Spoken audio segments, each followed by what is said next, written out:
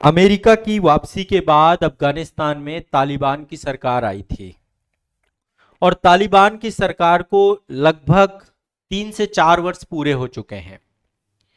अभी तक किसी भी देश ने उसको मान्यता प्रदान नहीं की थी, लेकिन हाल ही में एक बहुत ऐतिहासिक मोड़ आया है।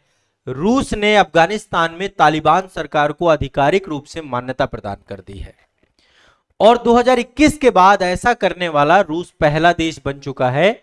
एक ऐतिहासिक कदम अफगानिस्तान के साथ वैश्विक राजनीतिक संबंधों में स्थापित हुआ है और इससे अब जो है तालिबान सरकार को, चूंकि रूस जैसे देश ने, जो कि यूनाइटेड नेशन सिक्योरिटी काउंसिल का परमानेंट मेंबर है, उसके द्वारा अपनी पूरी राजनयिक संबंधों को एक नया आयाम दिया गया है और तालिबान को एक गवर्नमेंट के तौर पे वहां पे स्वीकार कर लिया गया है।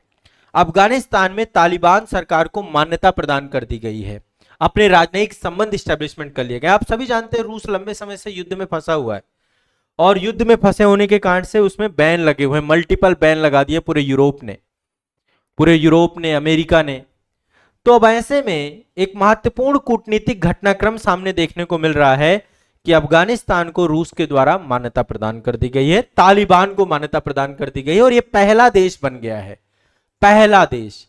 यानी कि अंतरराष्ट्रीय संबंधों में एक बड़ा बदलाव देखने को मिल रहा है। ठीक है, तो 3 जुलाई 2025 को रूसी विदेश मंत्रालय ने घोषणा की है, तालिबान को जितने भी प्रतिबंध लगाए थे रूस ने, देखो जब कोई देश किसी देश को मान्यता प्रदान करता है तो सभी प्रतिबंधों को समाप्त कर देता है, तो तालिबान को प्रतिबंधित संगठनों की सूची से हटा भी दिया गया है। आप सभी को पता है तालिबान एक आतंकी संगठन है, ऐसा अमेरिका ने भी मान रखा और यूनाइटेड नेशन ने भी मान रखा है।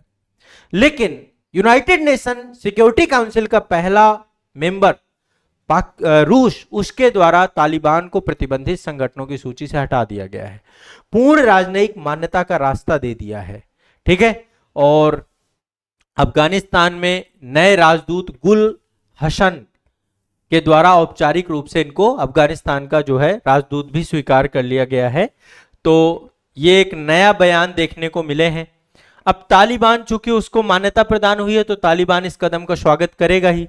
तालिबान के द्वारा ये कहा गया है कि रूस के द्वारा ये फैसला लिया गया, ऐतिहासिक फैसला है ना। तालिबान के विदेश मंत्री का नाम है आमिर खान मुत्ताकी, उनके द्वारा कहा गया है कि रूस ने जो मान्यता दी है इसका अनुसरण विश्व के अन्य देशों को भी किया जाना चाहिए। तो निश्चित तौर पे ये जो है एक बहुत बड़ा डिप्लोमेटिक शिफ्ट आप देखने को पा रहे हैं।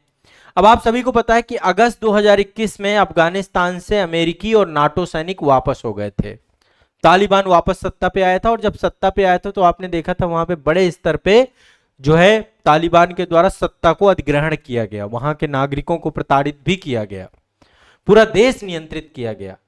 और अंतरराष्ट्रीय स्तर पे पूरा जो इंटरनेशनल लेवल पे आप देखें तो वहां मानवाधिकारों की बात, महिलाओं की शिक्षा की बात, राजनयिक समावेशिता की बात, इन सभी चिंताओं को लेकर के बहुत सारे देशों ने, यहां तक कि अभी तक किसी भी देश ने उसको औपचारिक मान्यता नहीं दी थी कि आप मानवाधिकारों का हनन कर रहे हैं, आप महिलाओं को जो है कोई भी अधिकार नहीं दे रहे हैं, लैंगिक समानता दूर दूर तक नहीं है, राजनयिक समावेशिता नहीं है आपकी।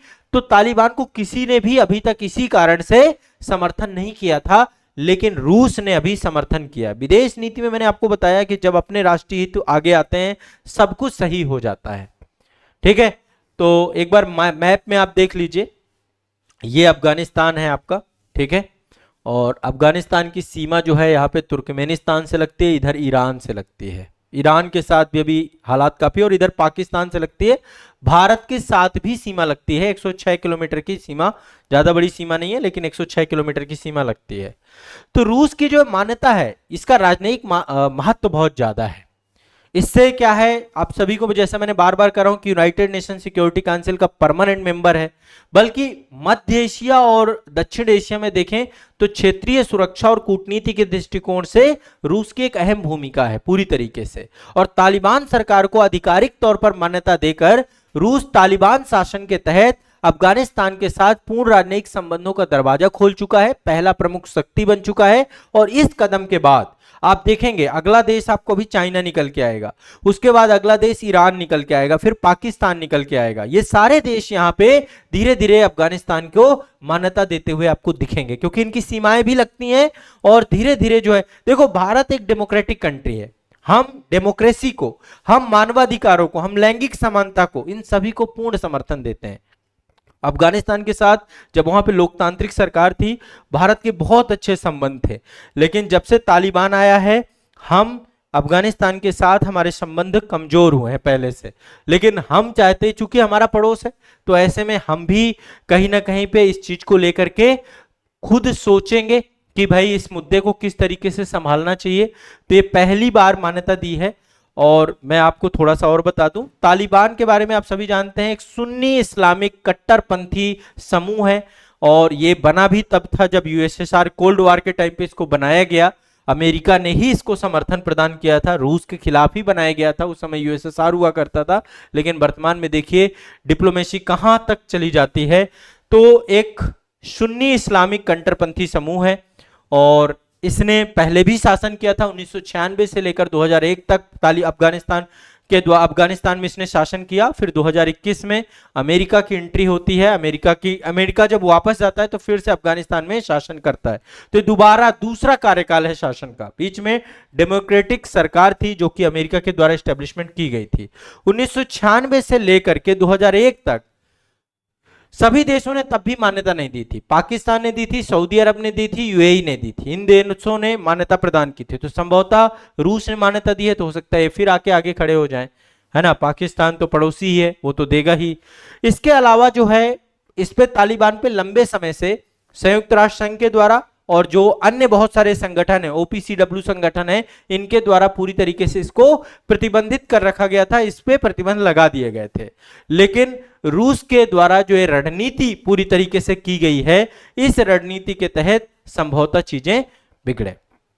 अब देखिए एक चीज और समझिएगा, महिला अधिकारों को लेकर के सबसे ज्यादा चिंता है यहां पे। महिला के अधिकारों, महिलाओं को किसी भी तरीके से कोई भी राइट नहीं है तालिबान के शासन में। उनका सार्वजनिक जीवन, उनके शैक्षणिक जीवन, उनका लैंगिक समानता पूरी तरीके से रोक है। महिलाएं पढ़ नहीं सकती हैं, सार्वजनिक जीवन में भागीदारी नहीं ले सकती हैं। तो पूरी तरीके से ये समाज के एक तबके को दरकिनार कर देता है। तो अंतरराष्ट्रीय परिप्रेक्ष्य में ये चीजों को आपको दिमाग में बैठा के चलना चाहिए, ये बहुत महत्वपूर्ण है। ठीक है, तो तालिबान शासन को मान्यता देने वाला रूस पहला देश बन चुका है। इस बारे में आप क्या सोचते हैं, एक बार कमेंट सेक्शन में आप बताइएगा जरूर।